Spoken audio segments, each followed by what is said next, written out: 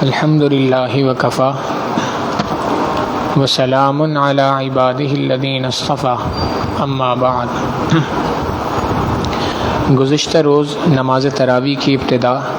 11ویں پارے کے اندر سورہ یونس سے ہوئی تھی۔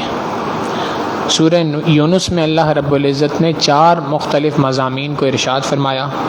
پہلی بات توحید ذکر فرمائی کہ اللہ رب العزت کی ذات ایک اکیلی ذات ہے جو اس کائنات کی چلانے والی ہے، اس کائنات کے تمام کاموں کی تدبیر کرنے والی ہے۔ نمبر 2 رسالت کا ذکر فرمایا، اور رسالت کے ذکر کے اندر حضرت نوح علیہ السلام، حضرت موسیٰ علیہ السلام، حضرت ہارون علیہ السلام، حضرت یونس علیہ السلام کے قصوں کا تذکرہ فرمایا۔ اور نمبر 3 قیامت کا تذکرہ بڑی زور و شور کے ساتھ فرمایا۔ اور چوتھی بات قرآن کریم کی عظمت کو یہاں پر ذکر فرمایا۔ یہ جو انبیاء علیہم السلام کے قصے اللہ رب العزت نے بیان کیے، ان میں سب سے پہلے نوح علیہ السلام کا قصہ ہے جو سورہ یونس کے اندر بھی بیان فرمایا، اور اس سے زیادہ تفصیل کے ساتھ سورہ ہود میں بھی ذکر فرمایا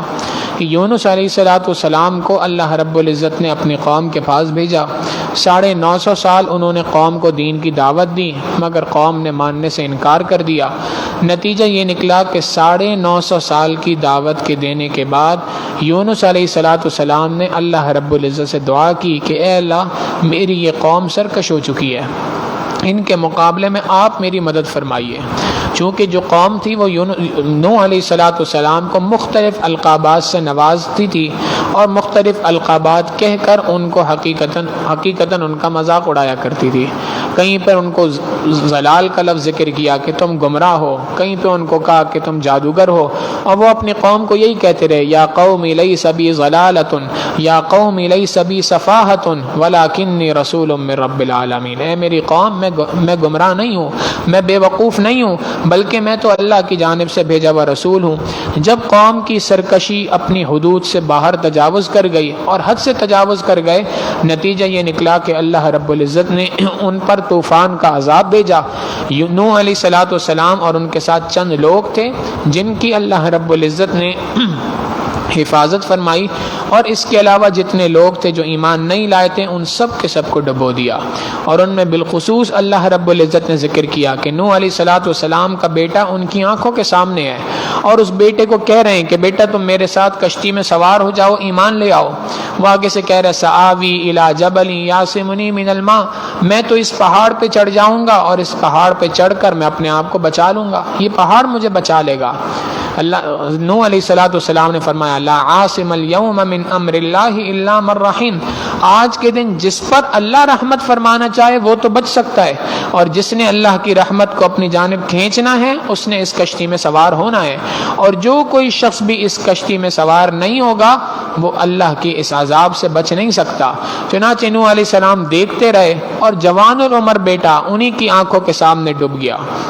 انہوں نے اللہ رب العزت سے دعا کی، یا اللہ، آپ نے مجھ سے وعدہ فرمایا تھا کہ میں تمہاری آل اولاد، تمہارے اہل جو ہیں ان کو بچا لوں گا، ان کے ساتھ رحمت کا معاملہ کروں گا۔ اے اللہ، یہ میرا بیٹا ہے، یہ میری آنکھوں کے سامنے ڈوب رہا ہے۔ اللہ رب العزت نے جواب دیا، یا نوح انہ لیس من اہلک انہ عمل غیر صالح، اے نوح، یہ آپ کا بیٹا آپ کے اہل میں سے نہیں ہے، اس لیے کہ یہ تو بدعملی کرنے والا ہے۔ فلا تسألنی ما لیس لک بہ علم، جس چیز کا آپ کو علم نہیں دیا گیا اس کے بارے میں مجھ سے سوال نہ کیجیے۔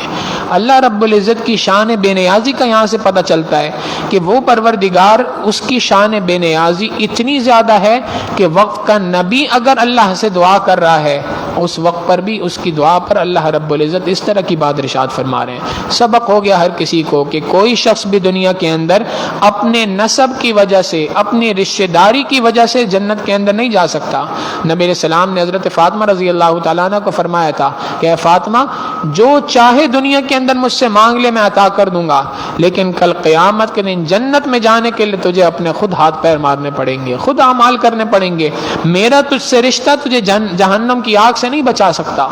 لہٰذا اللہ رب العزت نے یہاں پر یہ بات فرما دی کہ کوئی یہ بات نہیں کہہ سکتا دنیا کے اندر کہ میری فلاں سے رشتہ داری ہے، فلاں بزرگ کے خاندان سے ہوں، فلاں قبیلے سے ہوں، لہٰذا میری بخشش ہو جائے گی۔ ہاں، بخشش اللہ کے ہاں اعمال کی بنیاد پہ ہوگی۔ پھر حضرت موسیٰ علیہ السلام اور حضرت ہارون علیہ السلام کا تذکرہ فرمایا کہ یہ دو نبی تھے جن کو فرعون کے پاس بھیجا اور فرعون نے ان کی بات ماننے سے انکار کر دیا، نتیجہ یہ نکلا کہ اللہ نے فرعون کو سمندر کے اندر غرق کر دیا۔ ان دو واقعات کو ذکر کر کے اللہ رب العزت نے یونس علیہ السلام کی قوم کا تذکرہ کیا کہ وہ قوم تھی جس کو یونس علیہ السلام نے جب ڈرایا اور بتایا کہ دیکھو اللہ کا عذاب تمہارے اوپر آ جائے گا اگر تم نے اللہ کی بات نہ مانی، تو اس قوم نے اللہ کے عذاب کے آنے سے پہلے توبہ تائب ہو گئے اور اللہ رب العزت کے دربار میں رجوع کر لیا۔ اللہ رب العزت فرماتے ہیں فلولا كانت قرية آمنت فنفعها ایمانها الا قوم یونس،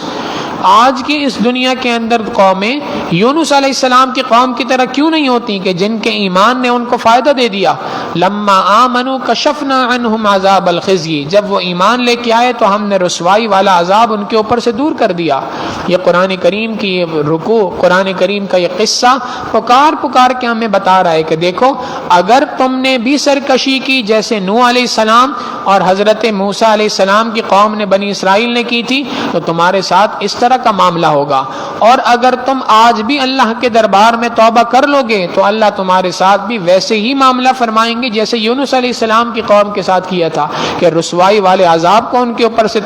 ٹال دیا تھا، فقط اس وجہ سے کہ انہوں نے اللہ کے دربار میں توبہ کی تھی۔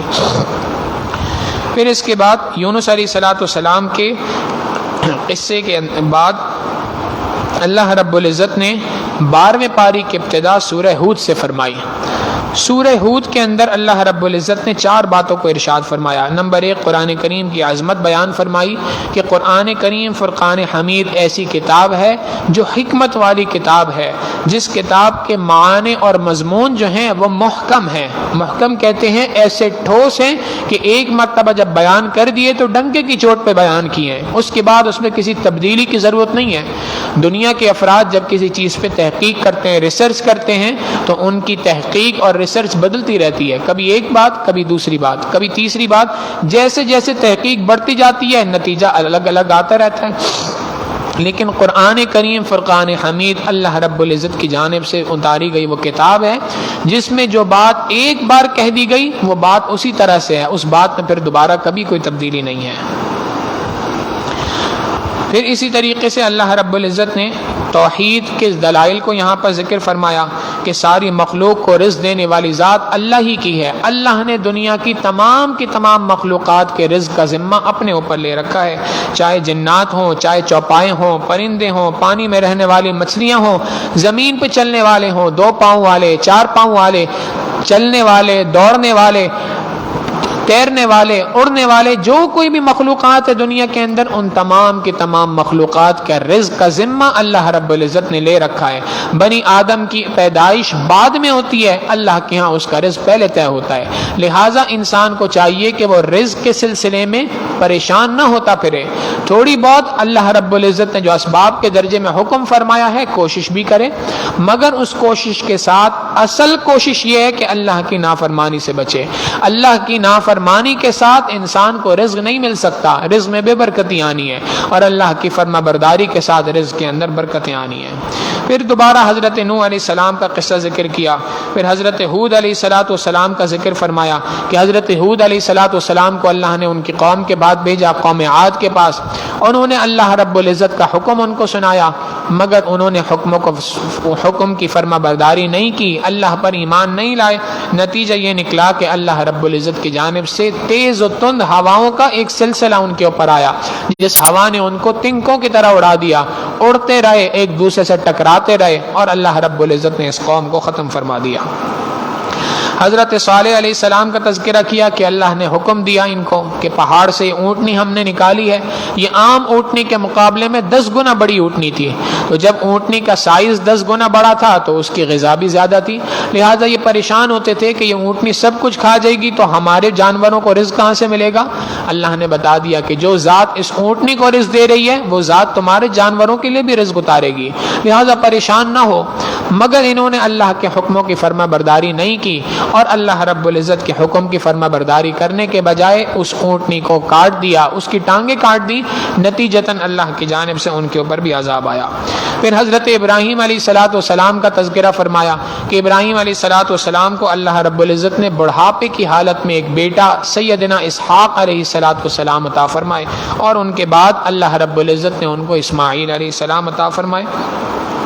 تو جو انہوں نے اللہ رب العزت سے نیکوکاری والی زندگی گزاری تھی، اللہ کی فرما برداری والی زندگی گزاری تھی، اللہ رب العزت نے ان کے لیے اپنے اصولوں کو تبدیل فرما دیا۔ اصول تو یہ ہے کہ جوانی میں اولاد ہوتی ہے، بڑھاپے کے اندر نہیں ہوتی، مگر جب جو بندہ اللہ رب العزت کی حکموں کی فرما برداری والی زندگی گزارتا ہے، اللہ رب العزت حالات کو اس کے مطابق تبدیل فرما دیا کرتے ہیں،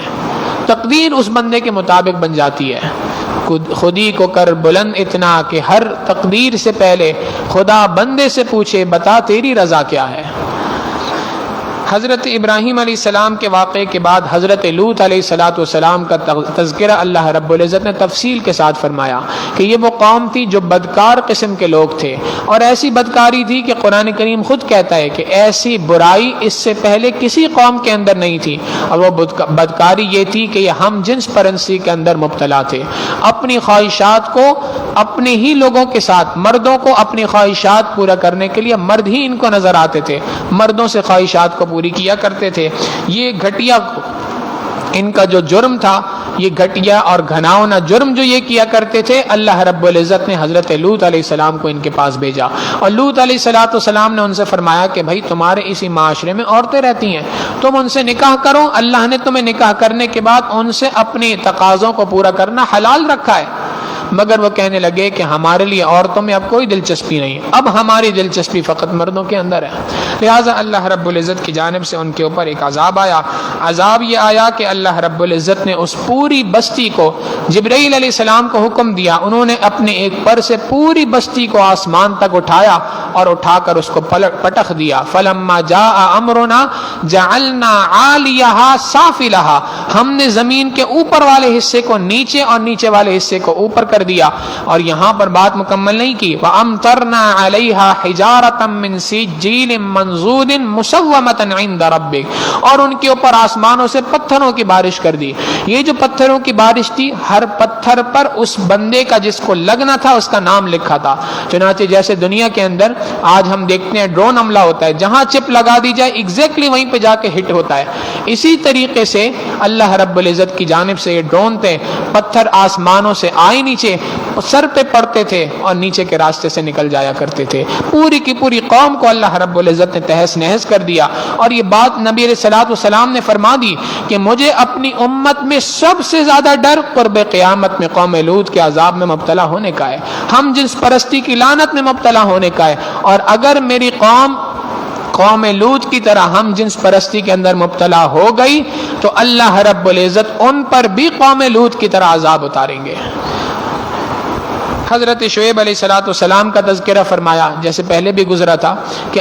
اس قوم نے اللہ رب العزت کی نافرمانی اس اعتبار سے کی کہ یہ ناپ تول میں کمی کیا کرتے تھے، اور ناپ تول میں کمی کرنے کی وجہ سے اللہ رب العزت کی جانب سے ان کے اوپر عذاب آیا، اور اللہ رب العزت نے ان پر بھی عذاب نازل فرمایا۔ موسیٰ علیہ السلام کا پھر اللہ رب العزت نے تذکرہ فرمایا کہ چونکہ فرعون نے ان کی بات نہیں مانی تھی تو اللہ رب العزت نے اس کو غرق کر دیا۔ ان تمام واقعات کو ذکر کر کے اللہ رب العزت فرماتے ہیں کہ ان تمام واقعات کے اندر نصیحت ہے ہر اس شخص کے لیے جو قرآن کریم کے اندر غور و فکر کرے، قرآن کریم کے الفاظ پر، قرآن کریم کے معنی پر، قرآن کریم کی باتوں کے اوپر غور کرے، اس کے مفہوم سے اپنے لیے سبق حاصل کرنے کی کوشش کرے تو اللہ رب العزت اس کو سبق عطا فرمائیں گے۔ پھر قیامت کا تذکرہ فرمایا کہ قیامت کے دن اللہ رب العزت پوری انسانیت کو دو حصوں میں تقسیم فرما دیں گے، کچھ بدبخت قسم کے لوگ ہوں گے اور کچھ نیک بخت قسم کے لوگ ہوں گے۔ بدبخت لوگوں کے لیے اللہ رب العزت کی جانب سے جہنم کا فیصلہ، اور نیک بخت لوگوں کے لیے اللہ کی جانب سے جنت کا فیصلہ۔ جب یہ بات ارشاد فرمائی تو یہاں سے سبق مل گیا کہ انسان کو ہر وقت میں اللہ رب العزت سے دعا کرنی چاہیے کہ اے اللہ آپ مجھے نیک بخت لوگوں میں شامل فرمائیے اور بدبخت لوگوں سے میری حفاظت فرمائیے۔ سورہ ہود یہاں پر مکمل ہوئی۔ اگلی صورت جو آج کے اس نماز تراویح کے اندر جس کی تلاوت کی گئی وہ ہے حضرت یوسف علیہ السلام کا قصہ، جس کو سورہ یوسف کہا جاتا ہے۔ پوری سورت کے اندر ایک ہی قصہ ہے سیدنا یوسف علیہ السلام کا، اور تفصیل کے ساتھ اللہ رب العزت نے ذکر فرمایا، اور ابتدا میں بات فرما دی کہ احسن القصص، قصوں میں سے سب سے بہترین قصہ ہم تمہیں بیان فرما رہے ہیں۔ چنانچہ یوسف علیہ السلام 11 بھائی تھے ٹوٹل، اور ان 11 بھائیوں کے ساتھ یوسف علیہ السلام نے ایک مرتبہ خواب دیکھا، چھوٹے تھے،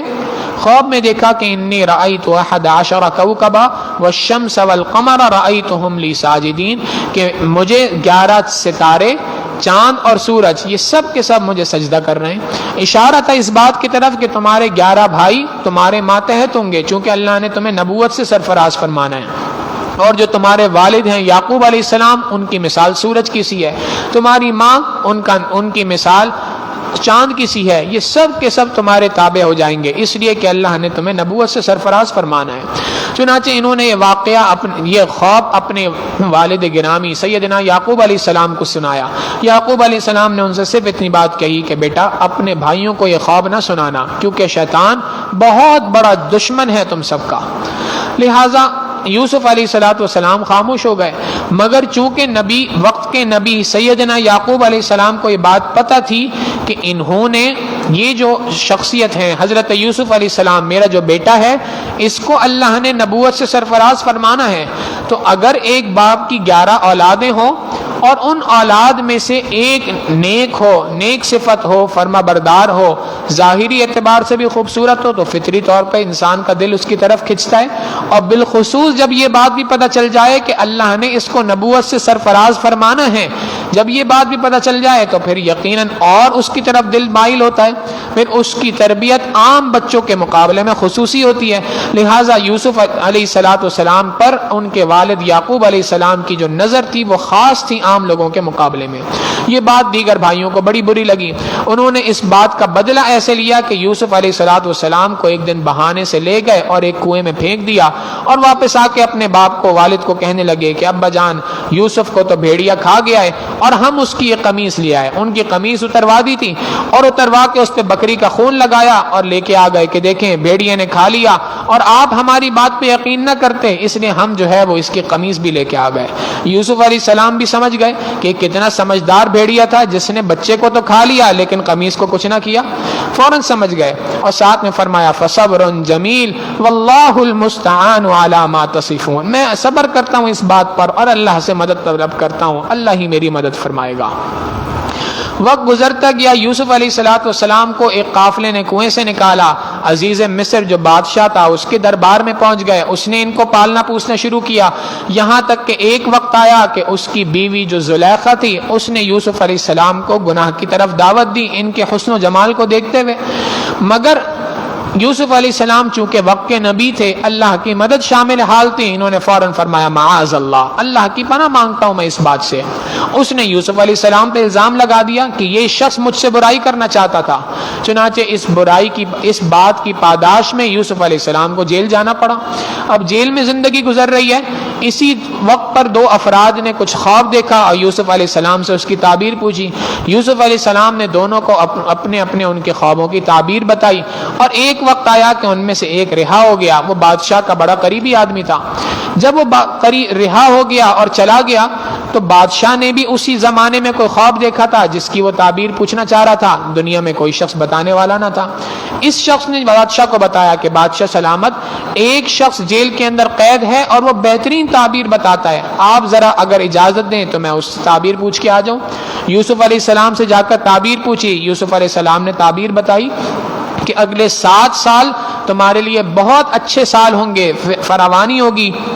رزق کے اعتبار سے، اور اس کے بعد اگلے 7 سال اس ملک کے اندر قحط آئے گا۔ یہ اس خواب کی تعبیر ہے۔ اس نے جا کے جب یہ خواب کی تعبیر بتائی تو بادشاہ نے کہا اس بندے کو بلا لو۔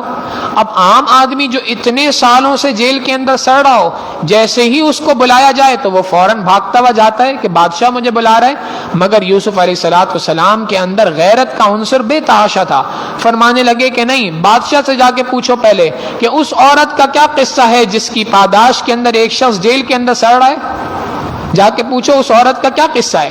بادشاہ کو جب یہ بات پتہ چلی تو اس کو فوراً کلک ہوئی یہ بات کہ نہیں، اس کا معنی یہ ہے کہ یہ شخص سچا تھا۔ اس نے اپنی بیوی کو بلا کر پوچھا کہ اصل بات کیا ہے زلیخا، صحیح بات بتاؤ۔ تو اس نے آگے سے کہا قال ما خطبكن اذ راوتن يوسف عن نفسه قلنا حاش لله ما علمنا عليه من سوء قالت امرأة العزيز الآن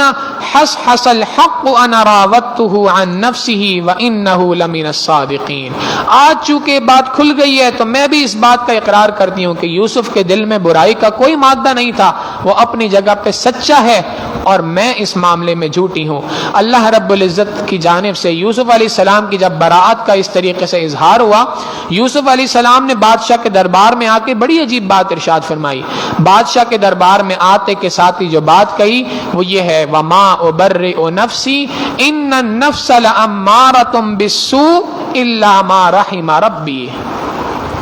بادشاہ سلامت، اگر میں گناہ سے بچا ہوں تو اس میں میرا کوئی کمال نہیں ہے کہ میں گناہ سے بچ گیا، بلکہ میرا نفس تو امارہ ہے، برائی کی طرف بلانے والا ہے۔ یہ میرے پروردگار کی رحمت ہے مجھ پہ کہ اس نے مجھے گناہ سے بچا لیا۔ یہاں سے سبق ملتا ہے ہر بندے کو کہ وہ اپنے آپ کو گناہوں سے بچانے کی کوشش میں لگا رہے، اور جب گناہوں سے بچ جائے اللہ کی جانب رجوع کرے کہ اللہ آپ ہی نے بچایا ہے، میری حیثیت نہیں تھی کہ میں اس گناہ سے بچ سکوں۔ چنانچہ یوسف علیہ السلام کو وہاں پر عزیز مصر نے، بادشاہ نے ان کو وہاں پر وزیر خزانہ بنا دیا، فائنانس منسٹر بنا دیا کہ تم اب اس ساری کی ساری چیزوں کی دیکھ بھال کرو کہ کسی طرح سے قحط کے سال اچھے طور پہ گزر جائیں۔ یوسف علیہ السلام نے اس کی مینجمنٹ کی ساری، اور یہ بات کہہ دی کہ بھائی اب اگر کسی بھی شخص کو کوئی بھی غلہ چاہیے، کوئی بھی قحط کے دنوں میں راشن چاہیے، غلہ چاہیے، تو وہ اس کو بازاروں سے نہیں ملے گا بلکہ حکومت وقت کے پاس آنا پڑے گا، اور وہ خود اب ایک ایک بندے کو ہم خود دیں گے۔ چنانچہ ہر بندہ آتا تھا، ہیڈ کاؤنٹ ہوتے تھے کہ گھر میں کتنے افراد ہیں، 6 افراد ہیں تو 6 بوری گندم کی دے دی، 5 افراد ہیں تو 5 بوریاں گندم کی دے دی۔ اسی وقت پر یوسف علیہ السلام کے جو بھائی تھے یہ بھی ان کے پاس پہنچے، پہچانتے نہ تھے۔ انہوں نے آ کے کہا کہ جی 11 ہم بھائی ہیں اور ایک ہمارے والد ہیں، ایک ہماری والدہ ہیں، ہم 13 افراد ہیں، لہٰذا ہمیں 13 بوریاں دے دیں۔ یوسف علیہ السلام نے کو یہ بات جانتے تھے، ان کا ایک اور بھائی تھا جس کا نام تھا بنیامین، اس کو لے کر نہیں آئے تھے۔ یوسف علیہ السلام نے فرمایا کہ بھائی تمہاری کاؤنٹنگ تو پوری نہیں ہو رہی، ایک تم میں کم ہے، وہ کہاں ہے؟ کہنے لگے جی ہاں وہ ہمارے والد کے پاس ہے۔ فرمایا اس مرتبہ تو غلہ دے رہا ہوں، اگلی بار اگر اس کا حصہ چاہیے تو اس کو اپنے ساتھ لے کے آنا۔ اگلی بار جب ضرورت پڑی تو والد سے اجازت مانگی، والد چاہتے نہیں تھے اس لیے کہ پہلے ہی ایک بچے کی جدائی پر بہت زیادہ غمزدہ تھے، مگر بہرحال بادل نخواستہ انہوں نے حضرت بنیامین کو بھی ساتھ بھیج دیا۔ جب یہ سارے کے سارے افراد پہنچے یوسف علیہ السلام کے دربار میں تو یوسف علیہ السلام نے اللہ کے حکم سے فیصلہ کیا کہ اب میں نے بنیامین کو اپنے پاس روکنا ہے، اس کو جانے نہیں دینا، اور اس کی ترتیب اللہ رب العزت نے سمجھائی۔ چنانچہ انہوں نے اپنے جو کام کرنے والے ملازمین تھے ان سے کہا کہ جو بنیامین کا سامان ہے اس کے اندر ایک سونے کا پیالہ جو بادشاہ کے پانی پینے کا تھا اس کو اس کے اندر چھپا دو۔ اس کو چھپا دیا گیا۔ اب یہ قافلہ جیسی روانہ ہوا تو جو بادشاہ کے ذمہ دار وہاں کے لوگ تھے، جو کام کرنے والے ورکرز تھے، انہوں نے آواز لگائی کہ بھائی تم میں کوئی ایک چور ہے، اس لیے کہ بادشاہ کا پیالہ غائب ہو گیا ہے۔ جب یہ آواز لگی تو سب نے کہا کہ نہیں ہم نے تو کوئی چوری نہیں کی۔ انہوں نے یوسف علیہ السلام نے سوال کیا کہ اچھا ان سے پوچھو کہ اگر تمہارے سامان میں سے کہیں پر بھی وہ پیالہ نکل آیا تو کیا سزا ہوگی؟ انہوں نے کہا جی ہمارے والد نبی ہیں، ان کی شریعت کے اندر سزا یہ ہے کہ جس بندے کے سامان میں سے چوری پکڑی جائے، جو بندہ چور ثابت ہو، جس کے سامان میں سے چوری کا سامان نکلا جائے، اسی بندے کو بادشاہ قید کر لے، یہی سزا ہوتی ہے۔ یوسف علیہ السلام نے فرمایا ٹھیک ہے تلاشی لو۔ جب تلاشی دی گئی تو بنیامین کے سامان میں سے پیالہ نکل آیا۔ حضرت بنیامین کو یوسف علیہ السلام نے اپنے پاس روک لیا۔ اب جب یہ واپس گئے اور جا کے شور مچایا، والد کو بتایا کہ جی وہ تو ایک اور بچہ آپ کا قید ہو گیا، بنیامین کو بھی قید کر لیا گیا وہاں پہ۔ ایک اور مزیدار بات یہ تھی کہ جب بنیامین کے سامان میں سے یہ پیالہ نکلا تو اس وقت میں سارے بھائیوں نے شور مچانا شروع کر دیا، ہاں یہی چور ہے، اس لیے کہ اس کا ایک بھائی اور بھی تھا یوسف، اس نے بھی چوری کی تھی۔ یوسف علیہ السلام نے اللہ رب العزت فرماتے ہیں کہ باوجود اس کے کہ یوسف علیہ السلام اپنے ان بھائیوں کو جانتے تھے مگر اللہ کا حکم نہ تھا، انہوں نے اپنے بھائیوں کے اتنے بڑے الزام کو بھی اس وقت پہ ثابت قدمی کے ساتھ صبر کے ساتھ پی لیا اور ان کو جانے دیا۔ ایک وقت وہ بھی آیا کہ یوسف علیہ السلام کے پاس یہ بھائی پھر آئے اور آ کے کہنے لگے کہ ہمارے والد اپنے 2 بیٹوں کی جدائی کی وجہ سے بہت زیادہ غمزدہ ہیں، ایک کہیں اور گم ہو گیا تھا، ایک یہ ہے، لہٰذا ہم آپ سے درخواست کرنے کے لیے آئے، آپ اس کو روانہ کر دیجئے ہمارے ساتھ۔ یوسف علیہ السلام نے جب یہ دیکھا تو فوراً فرمایا اچھا یہ بتاؤ ما فعلتم بیوسف، تم نے اپنے بھائی یوسف کے ساتھ کیا کیا تھا؟ اب جب یہ سوال ہوا تو یہ چونک گئے کہ بادشاہ کو ہمارے بھائی کا نام کیسے پتا؟ غور سے دیکھا تو فوراً پوچھنے لگے اِنَّكَ لَأَنْتَ یوسف، کیا آپ یوسف ہیں؟ انہوں نے فوراً کہا انا یوسف وہذا اخی قد من اللہ علینا، میں یوسف ہوں، یہ میرا بھائی بنیامین ہے، اللہ نے ہم پہ احسان فرمایا۔ انہ من یتقی ویصبر، جو کوئی شخص بھی تقوی اختیار کرتا ہے، صبر اختیار کرتا ہے، فإن اللہ لا یضیع اجر المحسنین، اللہ تعالیٰ نیکوکاروں کے اجر کو کبھی بھی ضائع نہیں فرماتے۔ اور آج کے دن میری طرف سے تم سب کے سب کو کھلی معافی کا اعلان ہے، جاؤ میری اس قمیص کو لے کر اور یہ لے جا کر میرے والد یعقوب علیہ السلام کی آنکھوں پہ پھیرو، وہ جو میری جدائی کے اندر ان کی آنکھیں کی بینائی جا چکی ہے وہ بینائی لوٹ آئے گی۔ مفسرین نے لکھا یہاں سے ایک نقطہ ملتا ہے کہ یوسف علیہ السلام چاہتے تو اللہ سے ویسے ہی دعا کر دیتے، اے اللہ میرے والد کو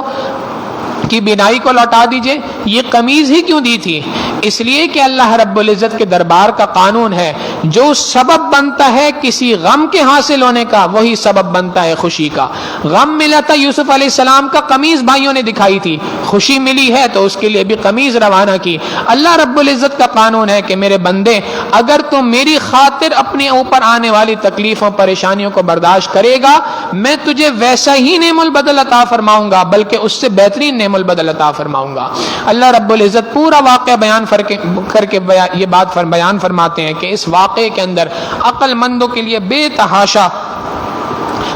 سبق ہے۔ چنانچہ مفسرین نے سبق لکھے، ایک سبق اس واقعے سے یہ ملتا ہے کہ مصیبت کے بعد راحت ہے۔ یوسف علیہ السلام کے اس قصے کے بعد سبق پہلا یہ ملتا ہے کہ مصیبت کے بعد راحت ہے۔ دوسری بات حسد ایک خوفناک بیماری ہے۔ تیسری بات اچھے اخلاق انسان کے ہر جگہ کام آ جاتے ہیں۔ نمبر 4 پاک دامنی تمام بھلائیوں کا سر چشمہ ہے۔ نمبر 5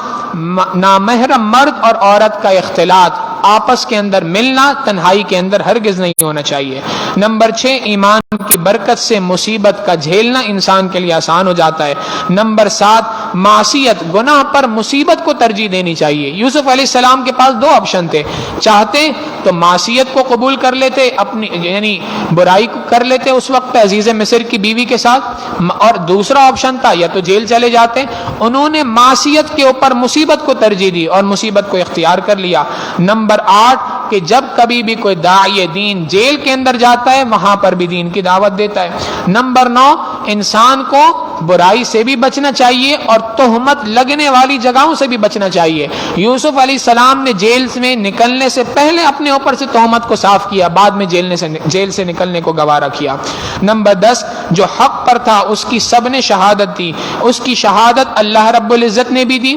قرآن کریم کے اندر بیان فرما دیا۔ یوسف علیہ السلام نے خود بھی اقرار کیا، عزیز مصر کی بیوی نے بھی شہادت دی کہ یہی بات صحیح ہے، دیگر عورتوں نے بھی اس بات کی گواہی دی کہ یوسف انتہائی پاک دامن آدمی ہے، عزیز مصر کے خاندان کے اور افراد نے یہاں پہ گواہی دی۔ یہ سارے کے سارے قصے سے ملنے والے سبق ہیں جن سبق سے پتہ چلتا ہے کہ یوسف علیہ السلام کا یہ قصہ احسن القصص تھا۔ مفسرین نے ایک واقعہ یہاں پہ اور لکھا ہے، ایک شخص یہ جو یوسف علیہ السلام پہ جب تہمت لگی تھی تو اس تہمت لگنے کے وقت پر یوسف علیہ السلام کے جس وقت پر یہ تہمت لگی اور عزیز مصر نے پوچھا کہ اے یوسف بتاؤ یہ کیا معاملہ ہے کہ تمہارے بارے میں بات کی جا رہی ہے کہ تم میری بیوی سے برائی کرنا چاہتے تھے؟ تو یوسف علیہ السلام نے دیکھا کہ سامنے ایک دودھ پیتا بچہ ہے جو ماں کی گود کے اندر ہے اور دودھ پینے میں مصروف ہے۔ انہوں نے فوراً اس بچے کی طرف اشارہ کیا، اس بچے سے پوچھ لو یہ میری پاک دامنی کی گواہی دے گا۔ چنانچہ بچے نے بڑی لاجیکل بات کی، اللہ نے اس کو گویائی عطا فرمائی. اس نے آگے سے کہا کہ بھائی آسان سی بات ہے، یوسف کی قمیض پھٹی ہوئی ہے، دیکھ لو اگر آگے سے پھٹی ہے تو اس کا مطلب ہے یوسف ذمہ دار ہے، اور اگر قمیض پیچھے سے پھٹی ہے تو اس کا مطلب ہے یوسف بھاگنا چاہ رہا تھا، کسی نے پکڑا اس کو پیچھے سے. جب قمیض کو دیکھا گیا فلما رأى قمیصه قد من دبر قال انه من کیدکن، جب قمیض کو دیکھا گیا تو وہ پیچھے سے پھٹی ہوئی تھی، لہٰذا یوسف علیہ السلام کی برات ثابت ہو گئی. اس کے بعد کئی عرصے کے بعد جب یوسف علیہ السلام جو ہے وہ بادشاہ کے ساتھ وزیر خزانہ بنے ہوئے تھے، اس موقع پہ ایک نوجوان یوسف علیہ السلام کے پاس آیا اور آ کے اس نے کہا کہ جی مجھے غلہ چاہیے. یوسف علیہ السلام نے پوچھا بھائی غلہ میں نہیں دیتا، میرے یہ جو ماتحت ہیں ان سے جا کے لو. کہنے لگا جی ہماری فیملی میں مثال کے طور پہ 5 افراد ہیں تو 5 انہوں نے بوریاں دے دی ہیں، مگر مجھے اور چاہیے. یوسف علیہ السلام نے فرمایا اچھا ایک کام کرو 10 لے جاؤ. کہنے لگا نہیں مجھے اور چاہیے. فرمایا اور چاہیے 15 لے لو. کہنے لگا نہیں مجھے اس سے بھی زیادہ چاہیے. یوسف علیہ السلام نے فرمایا بھائی میں تمہیں قانون سے ہٹ کر ایڈیشنل اتنی ساری دے چکا ہوں، اس سے زیادہ تو نہیں دے سکتا. وہ آگے سے کہنے لگا اے یوسف اگر آپ یہ بات جان لیں کہ میں کون ہوں تو آپ پھر اتنا دیں گے کہ مجھے خوش کر دیں گے. یوسف علیہ السلام نے غور سے اس کو دیکھا، پوچھا بتاؤ تو کون ہے؟ کہنے لگا اے اللہ کے پیارے یوسف علیہ السلام میں وہ بچہ ہوں جس نے بچپن میں آپ کی پاک دامنی کی گواہی دی تھی. یوسف علیہ السلام نے فرمایا خزانے کے منہ کھول دو، جتنی غلہ یہ لے جانا چاہتا ہے اتنا غلہ، نہ صرف یہ کہ اس کے لیے نکال دو، اونٹوں پہ لا دو اور اونٹوں سمیت سارا کا سارا غلہ اونٹ سمیت لے جا کے اس کو ہدیہ کر دو، اس کے گھر پہ پہنچا دو. اللہ رب العزت نے یوسف علیہ السلام کی طرف وہی فرمائی اور پوچھا اے میرے پیارے یوسف یہ کیا معاملہ پیش آیا، آپ نے ایسا کیوں کیا؟ اے اللہ اس نے میری پاک دامنی کی گواہی دی تھی تو میرا جی چاہا کہ میں اس کو اتنا دوں جس سے وہ خوش ہو جائے. اللہ رب العزت نے فرمایا اے پیارے یوسف علیہ السلام آپ کریم ہیں، لیکن آپ سے بڑی کریم ذات میری ذات ہے، لہٰذا میں آپ سے اس بات کا وعدہ کرتا ہوں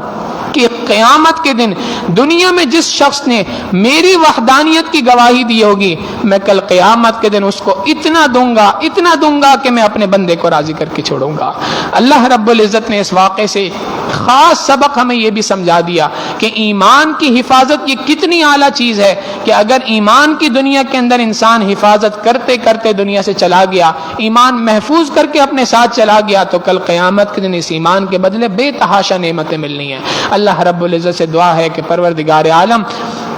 ہمارے لیے اس واقعے سے تمام کے تمام سبق کو سیکھنے کی توفیق عطا فرمائے، ہماری ایمان کی حفاظت فرمائے. وآخر دعوانا ان الحمدللہ رب العالمین. سبحان ربی الوہاب اللہم صلی علی سیدنا محمد وعلی